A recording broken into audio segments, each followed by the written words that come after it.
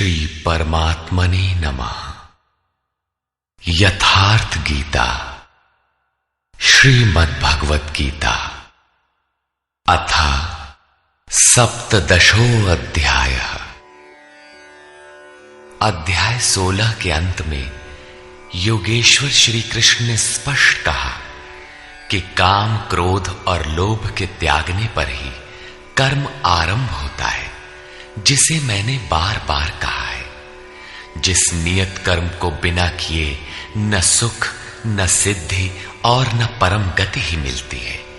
इसलिए अब तुम्हारे लिए कर्तव्य और अकर्तव्य की व्यवस्था में कि क्या करूं क्या न करूं, इसके संबंध में शास्त्र ही प्रमाण है, कोई अन्य शास्त्र नहीं, बल्कि इति गुह्यतमं शास्त्रमिदम्।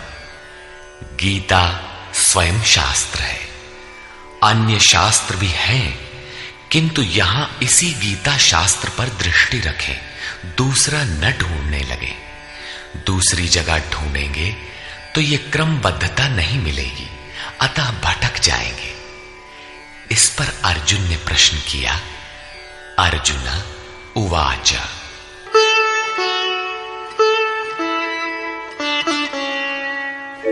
ये शास्त्र विधिमुत्सृज्य यजन्ते श्रद्धयान्विताः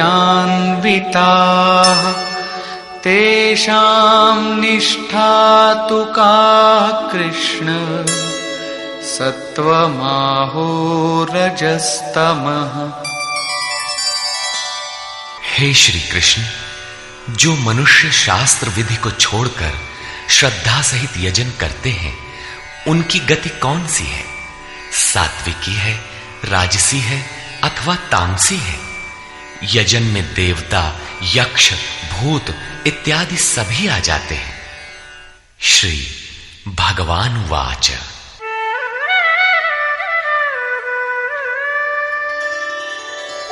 त्रिविधा भवति श्रद्धा देहिनां सा स्वभावजा सात्विकी राजसी चैव तामसी चेति तां शृणु।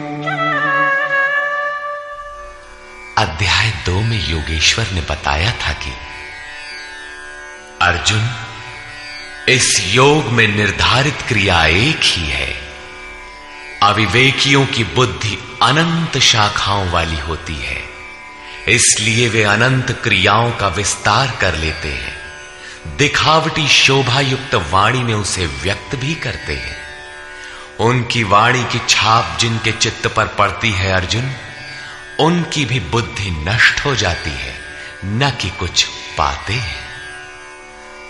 ठीक इसी की पुनरावृत्ति यहां पर भी है कि जो शास्त्र विधि मुत्सृज्य, शास्त्र विधि को त्याग कर भजते हैं, उनकी श्रद्धा भी 3 प्रकार की होती है। इस पर श्री कृष्ण ने कहा, मनुष्य की आदत से उत्पन्न हुई वो श्रद्धा सात्विकी, राजसी तथा तामसी ऐसे 3 प्रकार की होती है। उसे तुम मुझसे सुन। मनुष्य के हृदय में यह श्रद्धा अविरल है।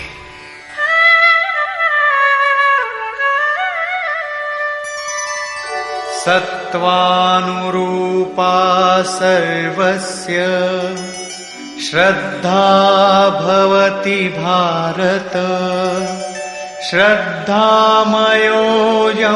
पुरुषो यो यच्छ्रद्धः स एव सः। हे भारत, सभी मनुष्यों की श्रद्धा उनके चित्त की वृत्तियों के अनुरूप होती है। ये पुरुष श्रद्धामय है, इसलिए जो पुरुष जैसी श्रद्धा वाला है वो स्वयं भी वही है। प्रायः लोग पूछते हैं, मैं कौन हूं? कोई कहता है मैं तो आत्मा हूं, किंतु नहीं। यहां योगेश्वर श्री कृष्ण कहते हैं कि जैसी श्रद्धा, जैसी वृत्ति, वैसा पुरुष। गीता योग दर्शन है। महर्षि पतंजलि भी योगी थे, उनका योग दर्शन है। योग है क्या? उन्होंने बताया, योगश्चित्त वृत्ति निरोधा, चित्त की वृत्तियों का सर्वथा रुक जाना योग है। किसी ने परिश्रम करके रोक ही लिया तो लाभ क्या है? तदा दृष्टुः स्वरूपे वस्थानम, उस समय ये दृष्टा जीवात्मा अपने ही शाश्वत स्वरूप में स्थित हो जाता है। क्या स्थित होने से पूर्व ये मलिन था? पतंजलि कहते हैं, वृत्ति सारूप्य मित्रत्र, दूसरे समय में जैसा वृत्ति का रूप है वैसा ही वो दृष्टा है। यहां योगेश्वर श्री कृष्ण कहते हैं, ये पुरुष श्रद्धामय है, श्रद्धा से ओतप्रोत, कहीं न कहीं श्रद्धा अवश्य होगी, और जैसी श्रद्धा वाला है वो स्वयं भी वही है। जैसी वृत्ति वैसा पुरुष।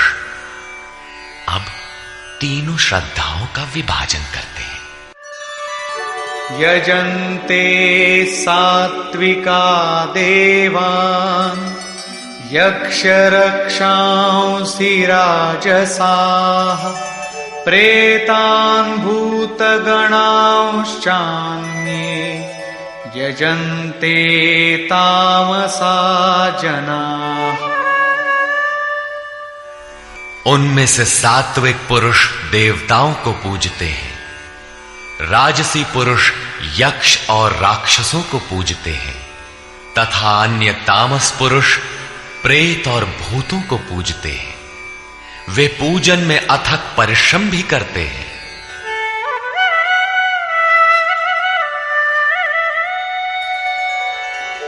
अशास्त्र विहितं घोरं तप्यन्ते ये तपोजनाः दम्भाहंकार संयुक्ताः कामरागबलान्विताः।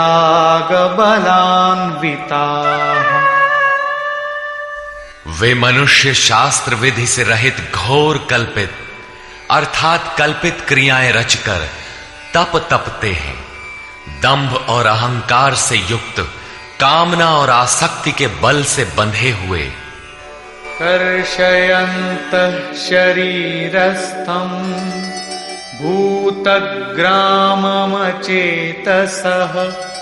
मां चैवान्तः शरीरस्थं तान् विद्यासुरनिश्चयान्। वे शरीर रूप में स्थित भूत समुदाय को और अंतःकरण में स्थित मुझ अंतर्यामी को भी कृश करने वाले हैं, अर्थात दुर्बल करने वाले हैं। आत्मा प्रकृति के दरारों में पड़कर विकारों से दुर्बल और यज्ञ साधनों से सबल होती है। उन अज्ञानियों अर्थात अचेतों को निश्चय हेतु असुर जान, अर्थात वे सब के सब असुर हैं। प्रश्न पूरा हुआ। शास्त्र विधि को त्याग कर भजने वाले सात्विक पुरुष देवताओं को, राजसी पुरुष यक्ष राक्षसों को और तामसी पुरुष भूत प्रेतों को पूजते हैं। केवल पूजते ही नहीं, घोर तप तपते हैं। किंतु अर्जुन, शरीर रूप से भूतों को और अंतर्यामी रूप से स्थित मुझ परमात्मा को दुर्बल करने वाले हैं, मुझसे दूरी पैदा करते हैं, न कि भजते हैं। उनको तू असुर जान, अर्थात देवताओं को पूजने वाले भी असुर ही हैं। इससे अधिक कोई क्या कहेगा? अतः जिसके ये सभी अंश मात्र हैं, उन मूल एक परमात्मा का भजन करें। इस पर परम योगेश्वर श्री कृष्ण ने बारंबार बल दिया है।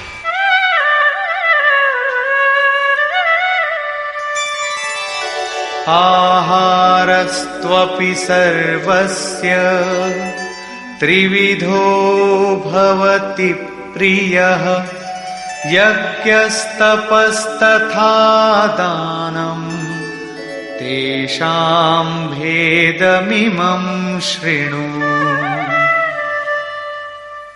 अर्जुन, जैसे श्रद्धा 3 प्रकार की होती है, वैसे ही सबको अपनी अपनी प्रकृति के अनुसार भोजन भी 3 प्रकार का प्रिय होता है, और वैसे ही यज्ञ, तप और दान भी 3-3 प्रकार के होते हैं। उनके भेद को तू मुझसे सुन। पहले प्रस्तुत है आहार। आयुः सत्त्वबलारोग्य सुख प्रीति विवर्धनाः रस्या स्निग्धा स्थिरा हृत्या आहारा सात्विक प्रिया। आयु, बुद्धि, बल, आरोग्य, सुख और प्रीति को बढ़ाने वाले, रस युक्त चिकने और स्थिर रहने वाले तथा स्वभाव से ही हृदय को प्रिय लगने वाले भोज्य पदार्थ सात्विक पुरुष को प्रिय होते हैं। योगेश्वर श्री कृष्ण के अनुसार स्वभाव से हृदय को प्रिय लगने वाला, बल, आरोग्य, बुद्धि और आयु बढ़ाने वाला भोज्य पदार्थ ही सात्विक है। जो भोज्य पदार्थ सात्विक है, वही सात्विक मनुष्य को प्रिय होता है। कट्वं ललवणात्युष्ण तीक्ष्ण रूक्ष विदाहिनः आहारा राजसस्येष्टा दुःख शोकामय प्रदाः। कड़वे, खट्टे, अधिक नमकीन, अत्यंत गर्म, तीखे, रूखे, दाहकारक और दुख, चिंता तथा रोगों को उत्पन्न करने वाले आहार राजस पुरुष को प्रिय होते हैं।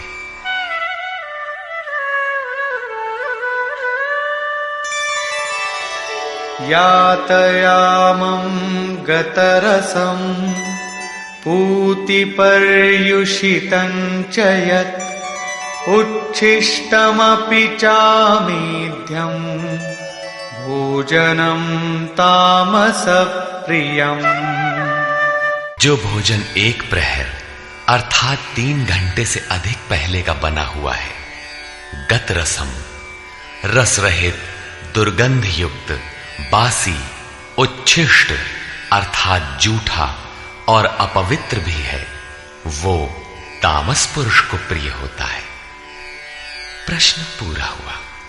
अब प्रस्तुत है यज्ञ।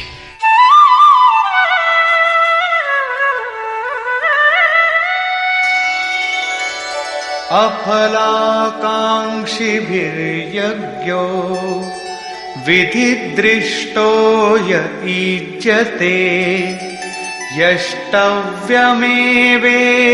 मनः समाधाय स सात्विकः। जो यज्ञ विधि दृष्ट शास्त्र विधि से निर्धारित किया गया है, जैसा पीछे अध्याय 3 में यज्ञ का नाम लिया, अध्याय 4 में यज्ञ का स्वरूप बताया कि बहुत से योगी प्राण को अपान में, अपान को प्राण में हवन करते हैं। प्राण अपान की गति निरोध कर प्राणों की गति स्थिर कर लेते हैं, संयमाग्नि में हवन करते हैं। इस प्रकार यज्ञ के 14 सोपान बताए, जो सब के सब ब्रह्म तक की दूरी तय करा देने वाली एक ही क्रिया की ऊंची नीची अवस्थाएं हैं। संक्षेप में यज्ञ चिंतन विशेष की प्रक्रिया का चित्रण है, जिसका परिणाम सनातन ब्रह्म में प्रवेश है, जिसका विधान इस शास्त्र में किया गया है। उसी शास्त्र विधान पर पुनः बल देते हैं कि अर्जुन, शास्त्र विधि से नियत किए हुए जिसे करना ही कर्तव्य है तथा जो मन का निरोध करने वाला है, जो फल को न चाहने वाले पुरुषों द्वारा किया जाता है, वो यज्ञ सात्विक है।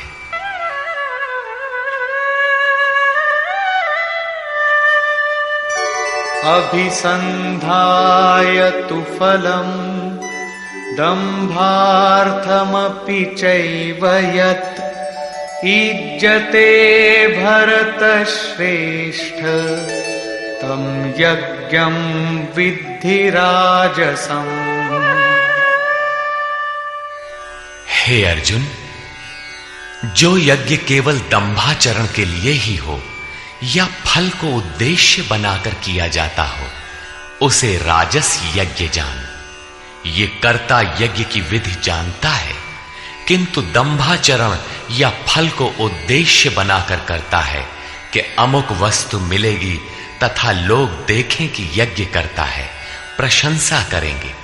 ऐसा यज्ञ करता वस्तुतः राजसी है। अब तामस यज्ञ का स्वरूप बताते हैं।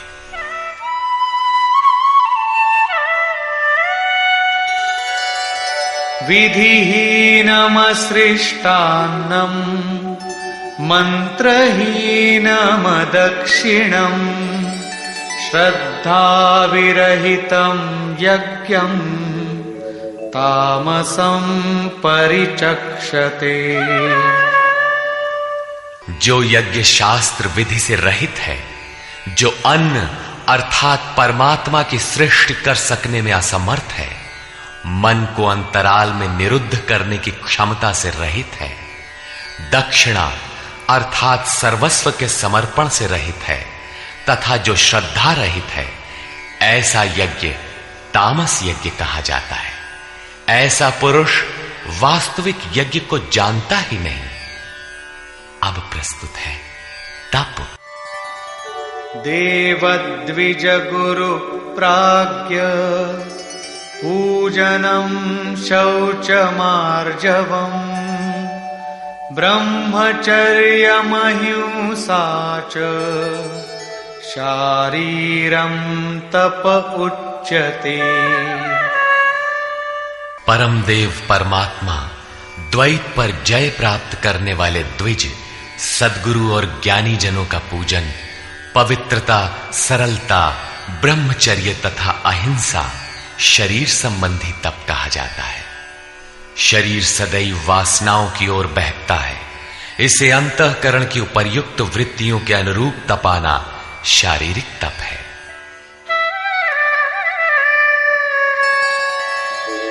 अनुद्वेगकरं वाक्यं सत्यं प्रियहितं च यत् स्वाध्यायाभ्यसनं चैव वाङ्मयं तप उच्यते। उद्वेग न पैदा करने वाला, प्रिय, हितकारक और सत्य भाषण तथा परमात्मा में प्रवेश दिलाने वाले शास्त्रों के चिंतन का अभ्यास, नाम जप, ये वाणी संबंधी तप कहा जाता है। वाणी विषयोन्मुख विचारों को भी व्यक्त करती रहती है। इसे उस ओर से समेटकर परम सत्य परमात्मा की दिशा में लगाना वाणी संबंधी तप है। अब मन संबंधी तप देखें।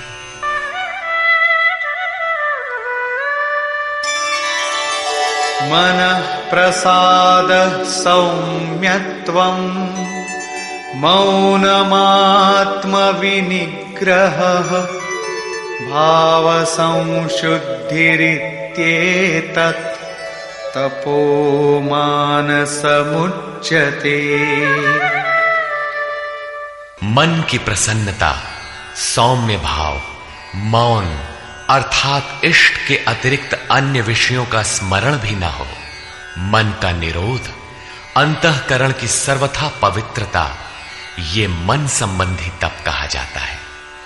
उपर्युक्त तीनों अर्थात शरीर, वाणी और मन का तप मिलाकर एक सात्विक तप है।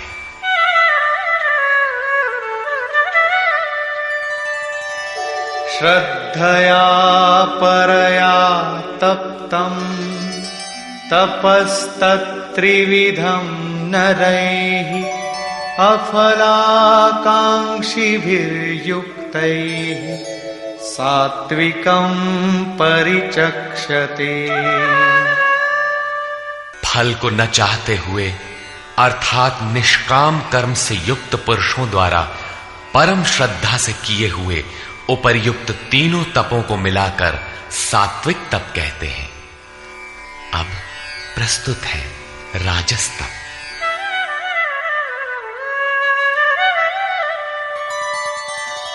सत्कारमान पूजार्थं तपोदम्भेन चैव यत् क्रियते तदिह प्रोक्तम् राजसं चलमध्रुवम्।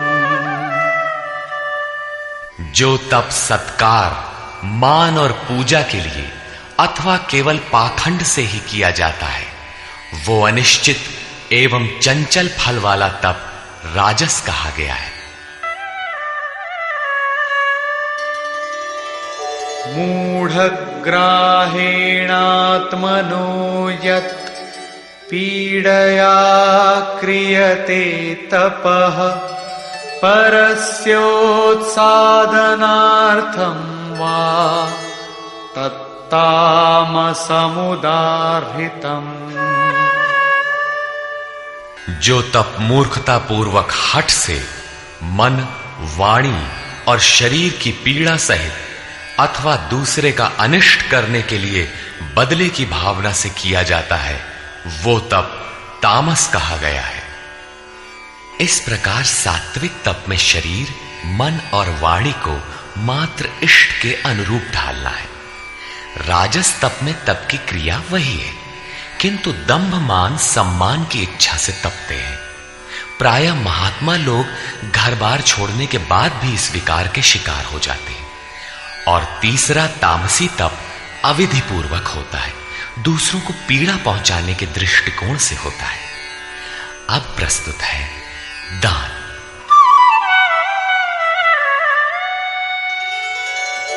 दातव्यमिति यद्दानम् दीयतेऽनुपकारिणे देशे काले च पात्रे च तद्दानं सात्विकं स्मृतम्। दान देना ही कर्तव्य है। इस भाव से जो दान देश अर्थात स्थान, काल अर्थात समयानुकूल और सत्य पात्र के प्राप्त होने पर बदले में उपकार की भावना से रहित होकर दिया जाता है, वो दान सात्विक कहा गया है। यत्तु प्रत्युपकारार्थं फलमुद्दिश्य वा पुनः दीयते च परिक्लिष्टम् तद्दानं राजसं स्मृतम्।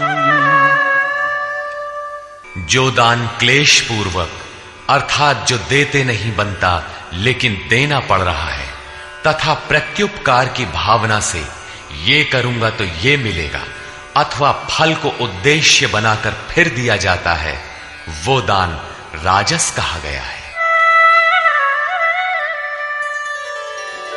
अदेश काले यद्दानम् अपात्रेभ्यश्च दीयते असत्कृतमवज्ञातम् तत्तामसमुदाहृतम्। जो दान बिना सत्कार किए अथवा तिरस्कार पूर्वक झिड़क कर अयोग्य देश काल में अनाधिकारियों को दिया जाता है, वो दान तामस कहा गया है। पूज्य महाराज जी कहा करते थे, हो कुपात्र को दान देने से दाता नष्ट हो जाता है। ठीक इसी प्रकार श्री कृष्ण का कहना है कि दान देना ही कर्तव्य है। देश काल और पात्र के प्राप्त होने पर बदले में उपकार न चाहने की भावना से उदारता के साथ दिया जाने वाला दान सात्विक है। कठिनाई से निकलने वाला बदले में फल की भावना से दिया जाने वाला दान राजस है और बिना सत्कार के झिड़कियों के साथ प्रतिकूल देश काल में कुपात्र को दिया जाने वाला दान तामस है, लेकिन है दान ही। किंतु जो देह गेह इत्यादि सबके ममत्व को त्याग कर एकमात्र इष्ट पर ही निर्भर है, उसके लिए दान का विधान इससे और उन्नत है, और वो है सर्वस्व का समर्पण, संपूर्ण वासनाओं से हटकर मन का समर्पण। जैसा कि श्री कृष्ण ने कहा है, मय्येव मन आधत्स्व, अतः दान नितांत आवश्यक है। अब प्रस्तुत है ओम तत् और सत का स्वरूप।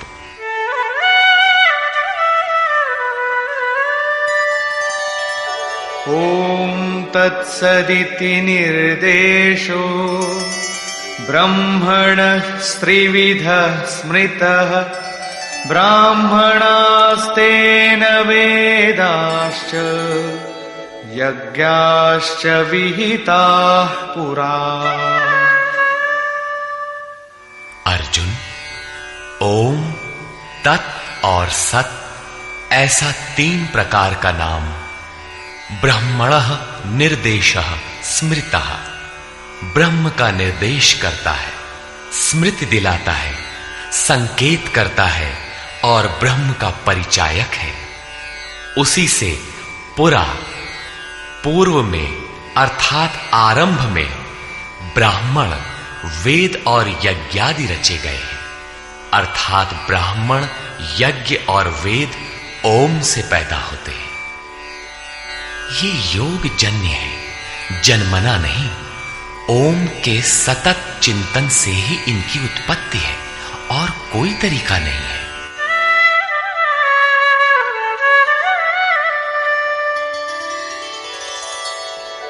तस्मादोमित्युदाहृत्य यज्ञदानतपः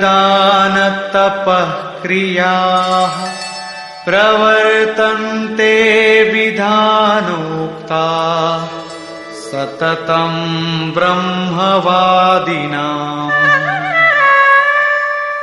इसलिए ब्रह्म का कथन करने वाले पुरुषों की शास्त्र विधि से नियत की हुई यज्ञ, दान और तप क्रियाएं निरंतर ओम इस नाम को उच्चारण करके ही की जाती है, जिसमें उस ब्रह्म का स्मरण हो जाए। अब तत् शब्द का प्रयोग बताते हैं।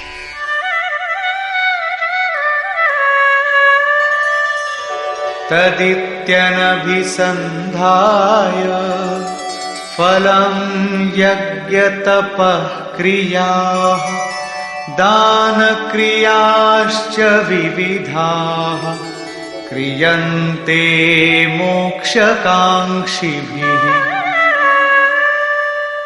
तत् अर्थात वो, अर्थात परमात्मा ही सर्वत्र है। इस भाव से फल को न चाहकर शास्त्र द्वारा निर्दिष्ट नाना प्रकार की यज्ञ, तप और दान की क्रियाएं परम कल्याण की इच्छा करने वाले पुरुषों द्वारा की जाती है। तत् शब्द परमात्मा के प्रति समर्पण सूचक है, अर्थात जब तो ओम का कीजिए, यज्ञ, दान और तप की क्रियाएं उस पर निर्भर होकर करें। अब सत के प्रयोग का स्थल बताते हैं।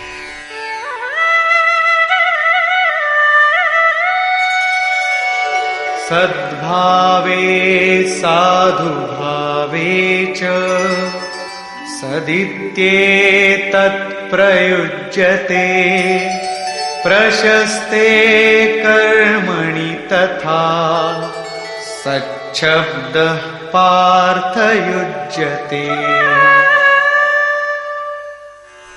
गीता के आरंभ में ही अर्जुन ने प्रश्न खड़ा किया था कि कुल धर्म ही शाश्वत है, सत्य है। तो श्री कृष्ण ने कहा, अर्जुन, तुझे यह अज्ञान कहां से उत्पन्न हुआ? सत वस्तु का तीनों कालों में कभी अभाव नहीं होता, उसे मिटाया नहीं जा सकता, और असत वस्तु का तीनों कालों में अस्तित्व नहीं है, उसे रोका नहीं जा सकता। वस्तुतः वो कौन सी वस्तु है जिसका तीनों कालों में अभाव नहीं है? और वो असत वस्तु है क्या जिसका अस्तित्व नहीं? तो बताया, ये आत्मा ही सत्य है और भूतादिकों के समस्त शरीर नाशवान है। आत्मा सनातन है, अव्यक्त है, शाश्वत और अमृत स्वरूप है। यही परम सत्य है। सत, ऐसे परमात्मा का ये नाम सद्भावे, सत्य के प्रति और साधुभाव में प्रयोग किया जाता है। और हे पार्थ, जब कर्म सांगो पांग भली प्रकार होने लगे, तब सत शब्द का प्रयोग किया जाता है। सत का अर्थ ये नहीं है कि ये वस्तुएं हमारी हैं। जब शरीर ही हमारा नहीं है, तो इसके उपभोग में आने वाली वस्तुएं हमारी कब है? ये सत नहीं है। सत का प्रयोग केवल एक दिशा में किया जाता है।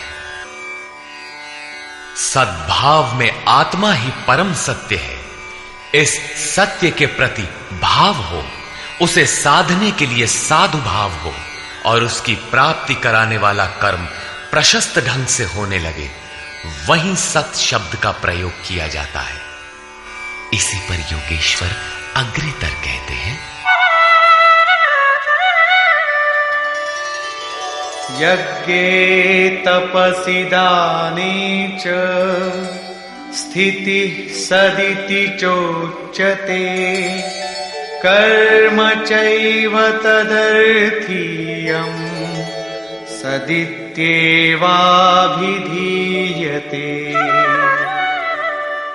यज्ञ, तप और दान को करने में जो स्थिति मिलती है, वो भी सत्य है, ऐसा कहा जाता है। तदर्थीयम, उस परमात्मा की प्राप्ति के लिए किया हुआ कर्म ही सत्य है, ऐसा कहा जाता है। अर्थात उस परमात्मा की प्राप्ति वाला कर्म ही सत्य है। यज्ञ, दान, तप तो इस कर्म के पूरक है।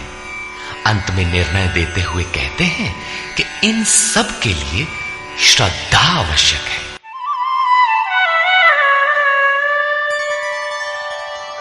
अश्रद्धया हुतं दत्तं तपस्तप्तं कृतं च यत् असदित्युच्यते पार्थ न च तत्प्रेत्य नो इह। हे पार्थ, बिना श्रद्धा के किया हुआ हवन, दिया हुआ दान, तपा हुआ तप और जो कुछ भी किया हुआ कर्म है, वो सब असत है, ऐसा कहा जाता है।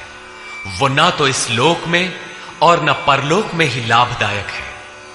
अतः समर्पण के साथ श्रद्धा नितांत आवश्यक है। निष्कर्ष। अध्याय के आरंभ में ही अर्जुन ने प्रश्न किया कि भगवान जो शास्त्र विधि को त्याग कर और श्रद्धा से युक्त होकर यजन करते हैं, अर्थात लोग भूत भवानी अन्यान्य पूजते ही रहते हैं, तो उनकी श्रद्धा कैसी है? सात्विकी है, राजसी है अथवा तामसी? इस पर योगेश्वर श्री कृष्ण ने कहा, अर्जुन, यह पुरुष श्रद्धा का स्वरूप अर्थात पुतला है। कहीं न कहीं उनकी श्रद्धा होगी ही। जैसी श्रद्धा वैसा पुरुष, जैसी वृत्ति वैसा पुरुष। उनकी वह श्रद्धा सात्विकी, राजसी और तामसी 3 प्रकार की होती है। सात्विकी श्रद्धा वाले देवताओं को राजसी श्रद्धा वाले यक्ष अर्थात जो यश शौर्य प्रदान करें, राक्षसों अर्थात जो सुरक्षा दे सकें का पीछा करते हैं, और तामसी श्रद्धा वाले भूत प्रेतों को पूजते हैं। शास्त्र विधि से रहित इन पूजाओं द्वारा ये तीनों प्रकार के श्रद्धालु शरीर में स्थित भूत समुदाय अर्थात अपने संकल्पों और हृदय देश में स्थित मुझ अंतर्यामी को भी कृश करते हैं, न कि पूजते हैं। उन सबको निश्चय ही तू असुर जान, अर्थात भूत प्रेत यक्ष राक्षस तथा देवताओं को पूजने वाले असुर हैं। देवता प्रसंग को श्री कृष्ण ने यहां तीसरी बार उठाया है। पहले अध्याय 7 में उन्होंने कहा कि अर्जुन, कामनाओं ने जिनका ज्ञान हर लिया है, वही मूढ़ बुद्धि अन्य देवताओं को पूजा करते हैं।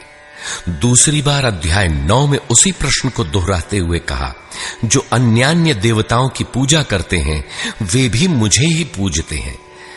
किंतु उनका वह पूजन अविधि पूर्वक अर्थात शास्त्र में निर्धारित विधि से भिन्न है, अतः वह नष्ट हो जाता है। यहां अध्याय 17 में उन्हें आसुरी स्वभाव वाला कहकर संबोधित किया। श्री कृष्ण के शब्दों में एक परमात्मा की ही पूजा का विधान है। तदनंतर योगेश्वर श्री कृष्ण ने 4 प्रश्न लिए। आहार, यज्ञ, तप और दान। आहार 3 प्रकार के होते हैं। सात्विक पुरुष को तो आरोग्य प्रदान करने वाले, स्वाभाविक प्रिय लगने वाले स्निग्ध आहार प्रिय होते हैं। राजस पुरुष को कड़वे, तीक्ष्ण, उष्ण, चटपटे, रोगवर्धक आहार प्रिय होते हैं। तामस पुरुष को जूठा, बासी और अपवित्र आहार प्रिय होता है। शास्त्र विधि से निर्दिष्ट यज्ञ अर्थात जो आराधना की अंतः क्रियाएं हैं, जो मन का निरोध करता है, फलाकांक्षा से रहित, वह यज्ञ सात्विक है। दंभ प्रदर्शन तथा फल के लिए किए जाने वाला वही यज्ञ राजस है, और शास्त्र विधि से रहित मंत्र, दान तथा बगैर श्रद्धा से किया हुआ यज्ञ तामस है। परमदेव परमात्मा में प्रवेश दिलाने वाली सारी योग्यताएं जिनमें हैं, उन प्राज्ञ सद्गुरु की अर्चना, सेवा और अंतःकरण से अहिंसा, ब्रह्मचर्य और पवित्रता के अनुरूप शरीर को तपाना शरीर का तप है। सत्य, प्रिय और हितकर बोलना वाणी का तप है, और मन को कर्म में प्रवृत्त रखना, इष्ट के अतिरिक्त विषयों के चिंतन में मन को मौन रखना मन संबंधी तप है। मन, वाणी और शरीर तीनों मिलाकर इस ओर तपाना सात्विक तप है। राजस तप में कामनाओं के साथ उसी को किया जाता है, जबकि तामस तप शास्त्र विधि से रहित स्वेच्छाचार है। कर्तव्य मानकर देश, काल और पात्र का विचार करके श्रद्धा पूर्वक दिया गया दान सात्विक है। किसी लाभ के लोभ में कठिनाई से दिया जाने वाला दान राजस है, और झिड़क कर कुपात्र को दिया जाने वाला दान तामस है। ओम, तत् और सत का स्वरूप बताते हुए योगेश्वर श्री कृष्ण ने कहा कि ये नाम परमात्मा की स्मृति दिलाते हैं। शास्त्र विधि से निर्धारित तप, दान और यज्ञ आरंभ करने में ओम का प्रयोग होता है, और पूर्ति में ही ओम पिंड छोड़ता है। तत् का अर्थ है वह परमात्मा, उसके प्रति समर्पित होकर ही वह कर्म होता है, और जब कर्म धारावाही होने लगे तब सत का प्रयोग होता है। भजन ही सत है। सत के प्रतिभाव और साधु भाव में ही सत का प्रयोग किया जाता है। परमात्मा की प्राप्ति करा देने वाले कर्म, यज्ञ, दान और तप के परिणाम में भी सत का प्रयोग है, और परमात्मा में प्रवेश दिला देने वाला कर्म निश्चय पूर्वक सत है। किंतु इन सब के साथ श्रद्धा आवश्यक है। श्रद्धा से रहित होकर किया हुआ कर्म, दिया हुआ दान, तपा हुआ तप न इस जन्म में लाभकारी है, न अगले जन्मों में ही। अतः श्रद्धा अपरिहार्य है। संपूर्ण अध्याय में श्रद्धा पर प्रकाश डाला गया, और अंत में ओम, तत् और सत की विशद व्याख्या प्रस्तुत की गई, जो गीता के श्लोकों में पहली बार आया है। अतः ओम तत्सदिति श्रीमद्भगवद गीता सूपनिषत्सु ब्रह्म विद्यायाम योग शास्त्रे श्री कृष्ण अर्जुन संवादे ओम तत्सत् श्रद्धात्रय विभाग योगो नाम सप्तदशो अध्याय। इस प्रकार स्वामी अड़गड़ानंद कृत श्रीमद्भगवद गीता के भाष्य यथार्थ गीता का 17वां अध्याय पूर्ण होता है। हरि ओम तत्सत्।